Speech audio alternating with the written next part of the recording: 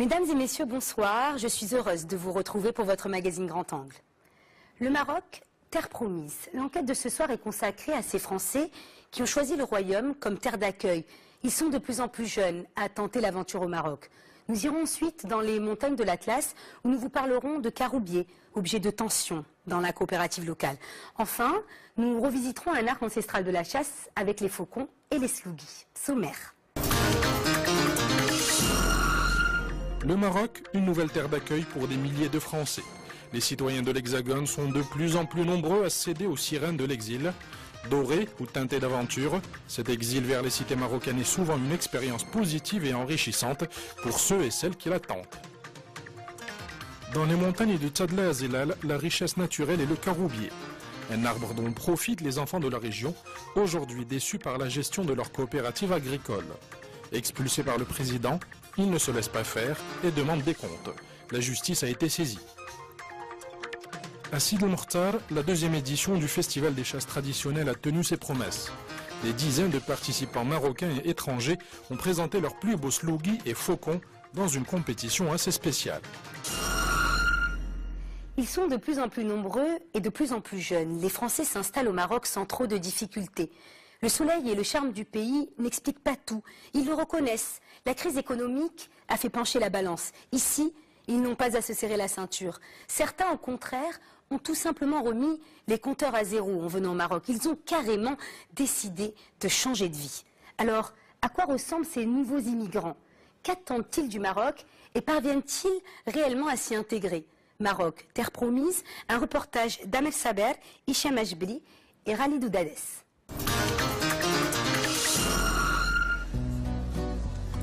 Le Maroc a toujours été une terre d'accueil pour les Français.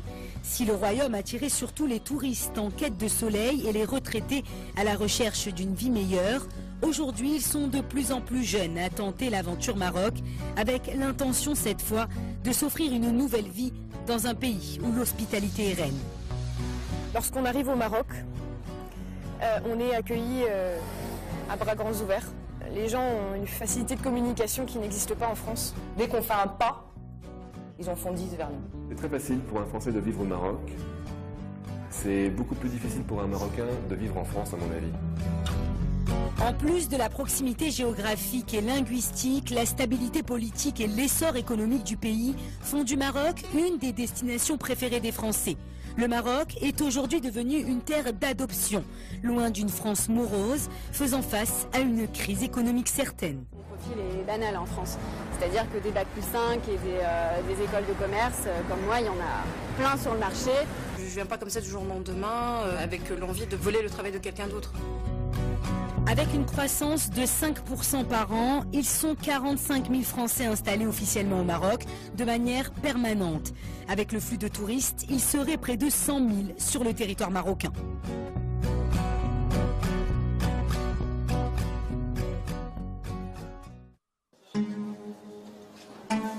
Nous sommes au quartier des Houbous à Casablanca.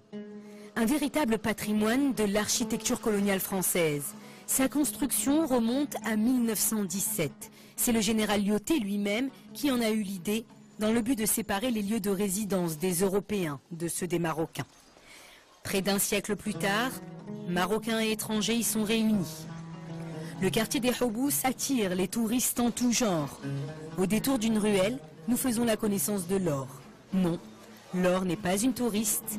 Elle a fait du Maroc son pays d'adoption. Pourquoi le Maroc? Je voulais vraiment un changement de vie total.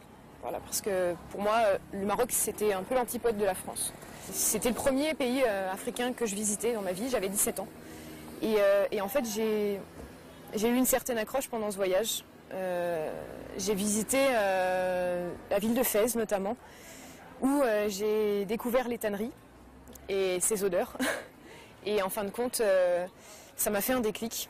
Je me suis rendu compte, moi qui aimais toujours le domaine de l'artistique, etc. Je voulais quelque chose de concret en fait, qui différenciait de ce que je faisais scolairement parlant auparavant. Et je me suis dit pourquoi pas rentrer dans l'artisanat. À quelques kilomètres de Casablanca, Mohammedia. Autrefois appelée Fedala, une cité fleurie où il fait bon vivre et qui est particulièrement appréciée des Français, et cela depuis sa création. Une ville où là encore l'influence française est très présente. Un certain Georges Hersan, ingénieur de renommée, en a d'ailleurs dessiné les contours. En pleine ville, l'église Saint-Jacques rappelle la présence française, mais met surtout en avant le respect des lieux de culte existants au Maroc. Pauline et Alexis ont choisi de s'y installer. Cela fait quelques mois qu'ils ont quitté la France et la région parisienne, un aller sans billet de retour. Première escapade, Marrakech. Levé aux aurores, décollage prévu à 6h30.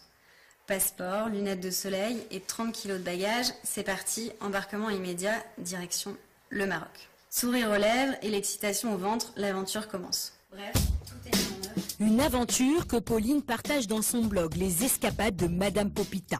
Un blog où elle décrit ses premières expériences marocaines et dans lequel elle explique les raisons de son installation. Un peu un ras-le-bol de la région parisienne, un ras-le-bol aussi de pas trouver de boulot à Paris.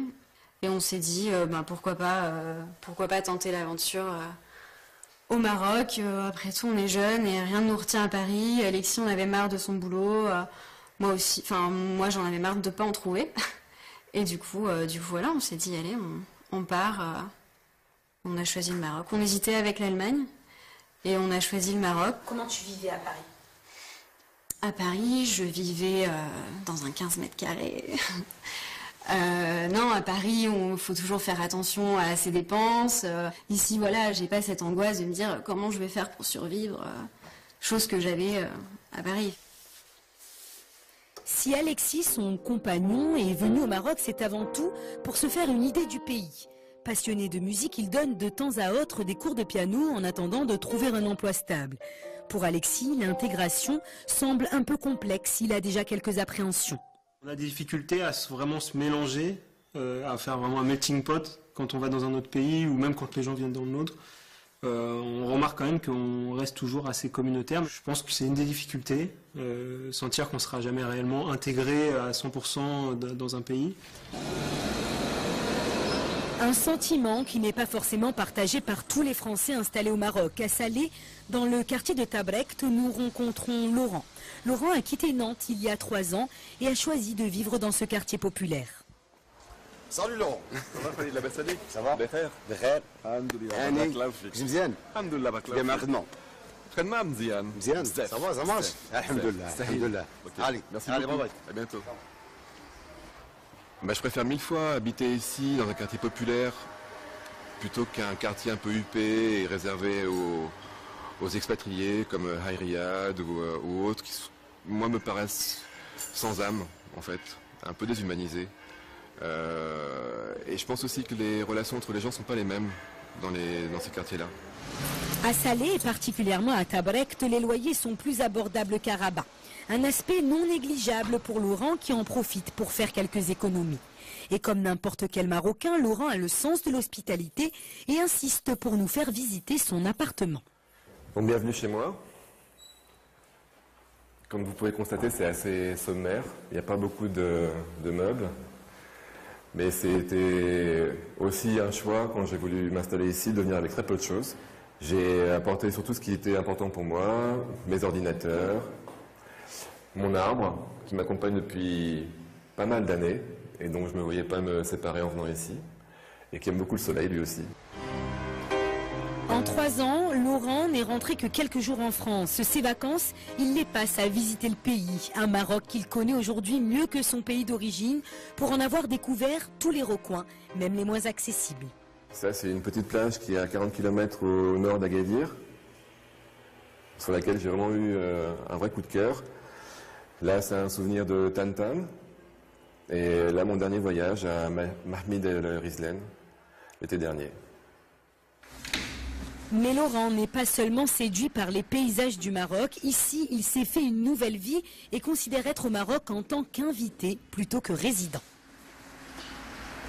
C'est très facile pour un Français de vivre au Maroc. C'est beaucoup plus difficile pour un Marocain de vivre en France, à mon avis. Parce qu'encore une fois, l'accueil n'est pas du tout le même. Je suis très mal à l'aise avec le passé colonialiste de la France. Je trouve que les Français, enfin certains Français qui sont venus ici, considéraient que les seules richesses étaient les richesses liées aux ressources. Et je trouve qu'ils ont beaucoup pris et pas appris. Ils avaient beaucoup à apprendre des Marocains, c'est dommage qu'ils ne l'aient pas fait. Retournons à Mohammedia, sur la plage des Sablettes, au bout du chemin des Pâquerettes, un cabanon. La locataire est une Française, une blonde, pas comme les autres. Bonjour. Marhaba. Faites attention aux chiens. Donc vous ferez attention à votre tête parce que c'est un petit cabanon stylé Saouira. Donc bienvenue. Bienvenue chez moi. Marie vit au Maroc depuis près de 10 ans. Elle connaît bien le pays. Marie porte plusieurs casquettes. Coach en développement personnel, elle est aussi artiste peintre. Ses tableaux en fascinent plus d'un. Une vie de 10 années différente de sa vie parisienne où la jeune femme était responsable de la publicité dans un grand groupe de presse. Du jour au lendemain, elle a quitté une vie de rêve en apparence. Et à Paris, j'avais une vie ultra consommatrice. Je m'étais acheté un loft, j'avais une jolie voiture, je travaillais dans la mode, dans la presse. C'était très sympa, mais c'était un monde trop superficiel pour moi. Et il y avait beaucoup de choses que je trouvais qui se perdaient. Les rapports de famille, les rapports de voisinage, les gens ne se parlaient pas, beaucoup d'apparence, pas vraiment dans la personne. Et donc, à 30 ans, ça a commencé vraiment à me poser des problèmes. Jean-Philippe est le compagnon de Marie, il est originaire de Lyon et vient fraîchement de s'installer. Jean-Philippe découvre tout juste le marché du travail. Ouais. T'as vu les gens? Viens t'asseoir un peu avec moi. T'as vu les gens que tu devais voir ce matin? Oui, c'est bien passé. Ouais. Oui, je suis en recherche d'emploi, ce qui est un petit peu compliqué pour l'instant, mais j'ai plusieurs pistes qui devraient vite se concrétiser. Vous voulez travailler dans quoi? Dans le commerce, c'est mon métier de base, et donc j'aimerais être consultant pour des entreprises marocaines à se développer plus facilement. C'est quand même assez compliqué, oui. Pourquoi? Parce que l'emploi est favorisé pour les Marocains, ce qui est très bien. Parce que j'avais des amis en école de commerce qui étaient marocains, qui sont venus faire leurs études en France. Et en fait, ils ont beaucoup de mal à trouver du travail malgré leur bagage. Donc là, depuis apparemment peu de temps, il y a une loi qui favorise le travail pour les Marocains.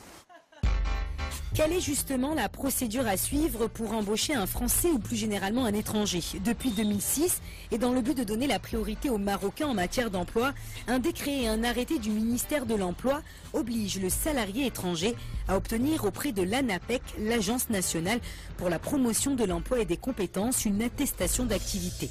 Un sésame pas toujours facile à obtenir, puisque l'employeur doit prouver l'absence sur le marché national de profils répondant aux critères demandés. Séverine est responsable dans une entreprise à Rabat. Elle est justement venue se renseigner sur les démarches. Comment faire pour embaucher un étranger au Maroc, tout simplement, pour une entreprise? Quelles sont les démarches à suivre, le type de contrat, etc. La procédure, elle est constituée de 2 étapes. Une première étape, c'est déposer un dossier qui comprend les éléments suivants. Une demande officielle adressée à M. le directeur général de l'APEC. À travers cette demande, l'entreprise, elle explique un petit peu le contexte au recours à la compétence étrangère. Et elle argumente ce choix.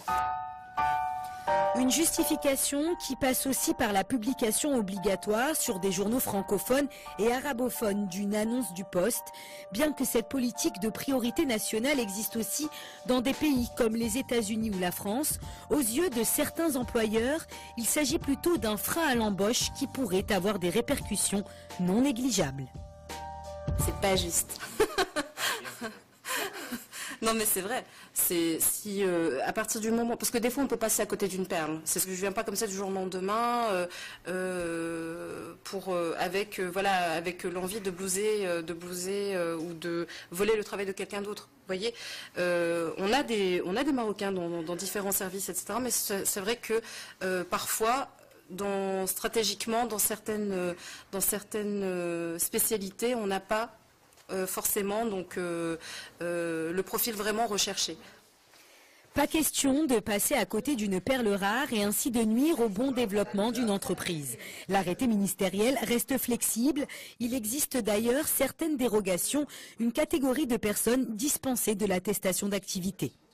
Il s'agit de conjoints de ressortissants marocains, il s'agit de personnes ou de salariés natifs du Maroc et justifiant d'une résidence dépassant les 6 mois, et bien évidemment les actionnaires et les gérants statutaires des entreprises. Il y a une autre catégorie de personnes qui sont dispensées, mais cette fois-ci uniquement de la publication au niveau des journaux, et là il s'agit des salariés occupant des postes de top management, directeurs généraux et leur N-1, ou certains métiers. Nous avons une liste de ce qu'on appelle des métiers sous tension.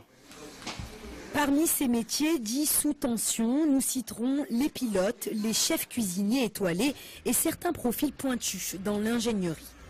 Nous retrouvons Laurent sur le chemin du travail. Lui aussi a dû passer par l'ANAPEC pour pouvoir être embauché. Il est infographiste, un métier qu'il exerçait déjà en France et qui est en nette expansion au Maroc. Il collabore pour une multinationale. C'est Charlotte, la directrice de communication du groupe, qui s'est occupée du recrutement de Laurent. J'ai trouvé qu'il avait une très grande créativité.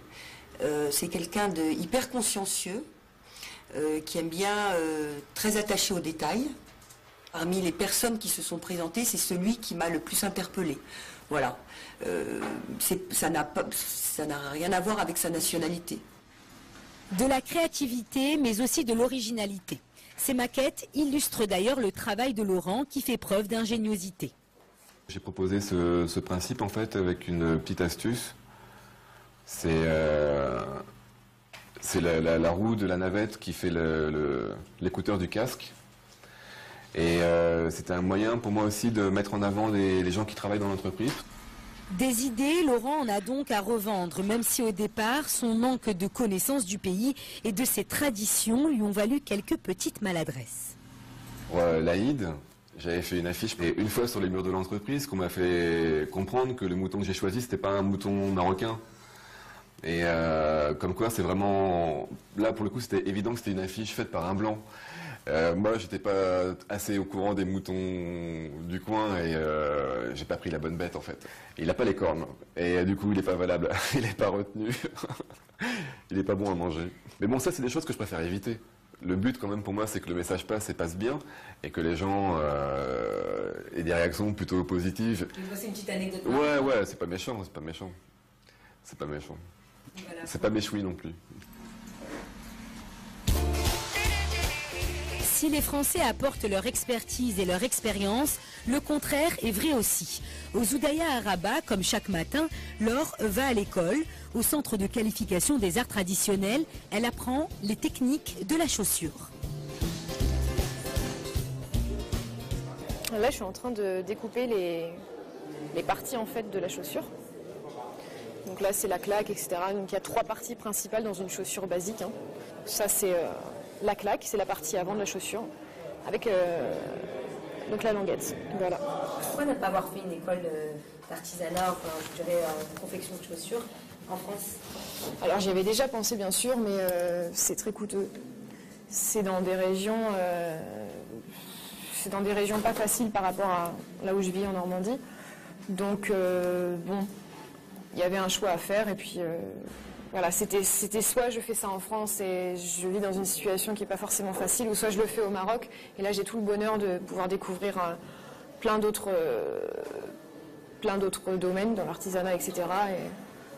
Et j'ai choisi le Maroc. Je me suis dit pourquoi pas tenter la chance, quoi. Une formation sur 2 ans pour 220 dirhams, de quoi se donner les moyens d'atteindre son objectif, ouvrir dans quelques années son entreprise de confection de chaussures. ذوقات هذا الفن هذا ستاندار بالنسبه لينا ذوقاته وعجبها وغادا فيه مزيان وكتبحث.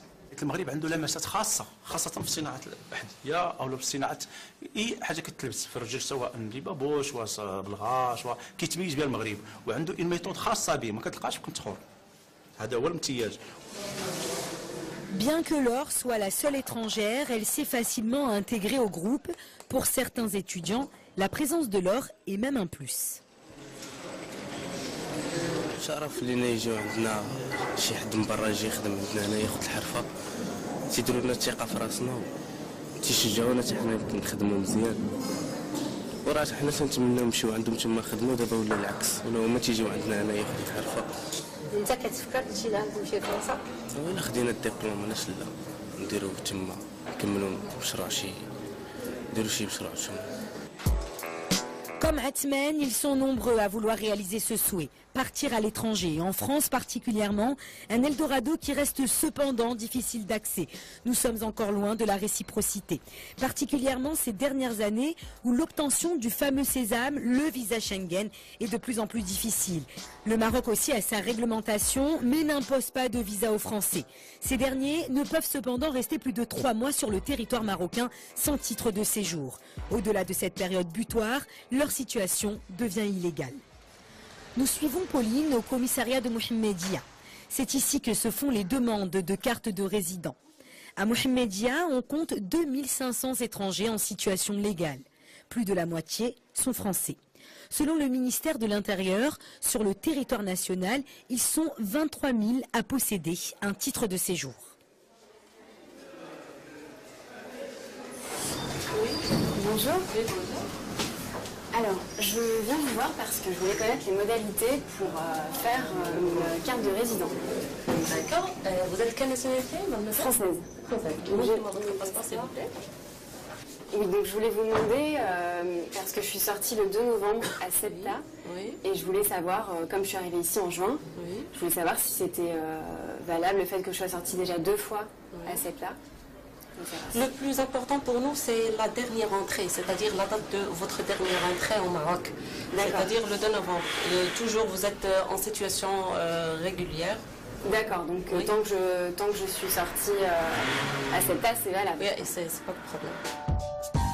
Comme Pauline, de nombreux Français ont trouvé le moyen de contourner la loi en sortant temporairement du territoire, et cela avant l'échéance de leur droit de séjour au Maroc. D'autres encore bénéficient d'une dérogation. Si un Français qui est en situation, c'est-à-dire en période de démarche pour les papiers, comme vous le savez, parce que pour l'établissement du statut de société ou contrat de travail par l'employeur, ça demande un peu de temps. Dans ce cas, le procureur nous ordonne de donner une période pour que cet étranger régularise sa situation. Justement, Pauline a un peu plus d'1 mois avant de devoir à nouveau sortir du territoire. Une carte de résident lui permettrait notamment d'éviter ses allées et venues. Parmi les conditions d'obtention de la carte de résident, un contrat de travail. Toujours aussi déterminée à démarrer sa vie professionnelle au Maroc, Pauline a décroché un entretien d'embauche dans une société de communication et d'événementiel basée à Casablanca. Nous la suivons lors de son premier entretien. Les responsables de l'entreprise sont aussi français. Alors, moi je suis française, je suis arrivée en juin au Maroc pour trouver un travail dans mon domaine, parce qu'en ce moment en France c'est un peu compliqué au niveau, pour obtenir un CDI, surtout quand on est jeune diplômé. J'ai été diplômée en janvier, donc c'est tout récent. Alors oui, effectivement, le CV est intéressant. Tu as touché un petit peu à pas mal de domaines dans la communication qui correspond à ce qu'on fait. Donc, notre besoin, ça va être essentiellement, je dirais, un besoin commercial, d'apporteur d'affaires. Après plus d'une demi-heure de discussion sur les motivations de Pauline, vient le moment crucial de parler salaire. Est-ce que tu as une idée, on va dire, un petit peu du marché, du salaire que tu souhaites, ou comment tu vois les choses? J'ai une idée du marché. Maintenant, moi j'avais une fourchette entre 10 et 15 000. Après voilà, il faut voir. Il faut discuter. Il faut discuter. On va dire un fixe entre 7 et 8 000 dirhams, et une partie variable qui pourrait tourner entre 10 et 15% sur le chiffre d'affaires que tu vas ramener. Je trouve qu'elle a un parcours très, très riche, un parcours qui, je pense, va dans le sens de ce que nous attendons de notre développement. Maintenant, c'est vrai qu'elle est française, elle arrive sur un territoire qu'elle ne connaît pas, donc je pense qu'il y a un temps d'adaptation, et une période de 3 mois sera un minimum pour pouvoir savoir si elle est opérationnelle ou pas. Pauline, on a tes coordonnées. On va te rappeler très vite, puisque de toute manière le poste, ça serait pour démarrer, on va dire, dans le pire des cas, début janvier, mais éventuellement, pourquoi pas, sur décembre, si tu as des disponibilités. Quelques heures plus tard, nous retrouvons Pauline. La jeune fille profite de son déplacement à Casablanca pour découvrir le quartier de Maarif et ses boutiques. Le sourire aux lèvres, elle semble plutôt confiante quant à son entretien.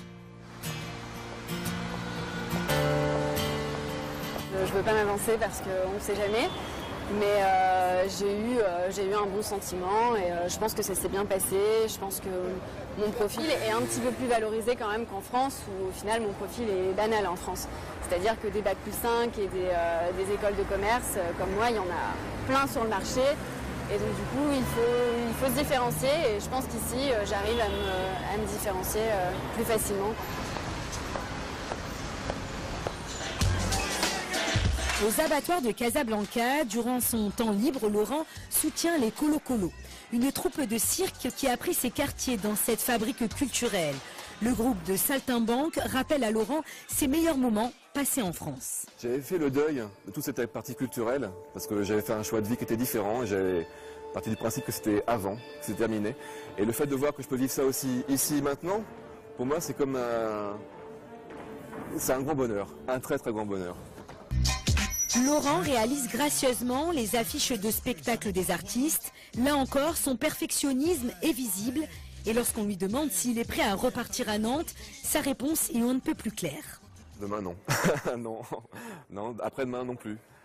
Non, encore une fois, maintenant en France, j'y vais 2-3 jours par an, maximum. Et quand on a goûté à ça, c'est un peu comme une drogue. On ne peut pas revenir en arrière, en fait. Et je sais que maintenant, je ne pourrais pas me passer de ça. En fait, on est en train de chercher un nom marocain. Pas encore trouvé? Pas encore trouvé. Tu aurais un nom marocain, toi, Laurent? En tout cas, si ça vient d'eux, j'accepte tout de suite.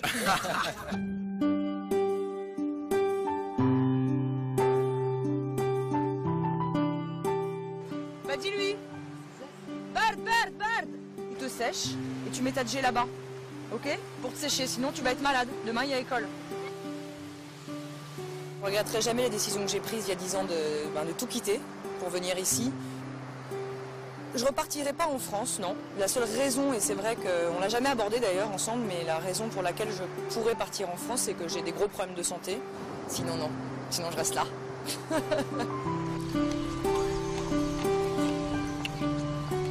On est à l'aventure pour l'instant.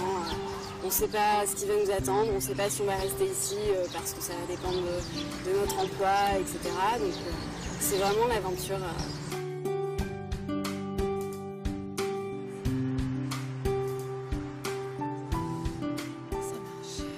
تمشي لفرنسا؟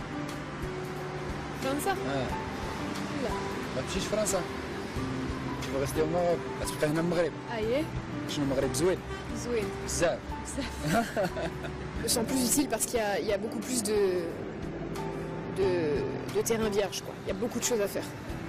En France, pour moi, tout est déjà fait. Donc, c'est perpétué en France. Ici, c'est créé. Pêche des crabes à la main. Oh, tout ça, on les pêche à la main. Et vous allez pêcher là? Oui, là, on pêche dans un rocher et nous, on enlève les cailloux et dès qu'on voit quelque chose, on les prend.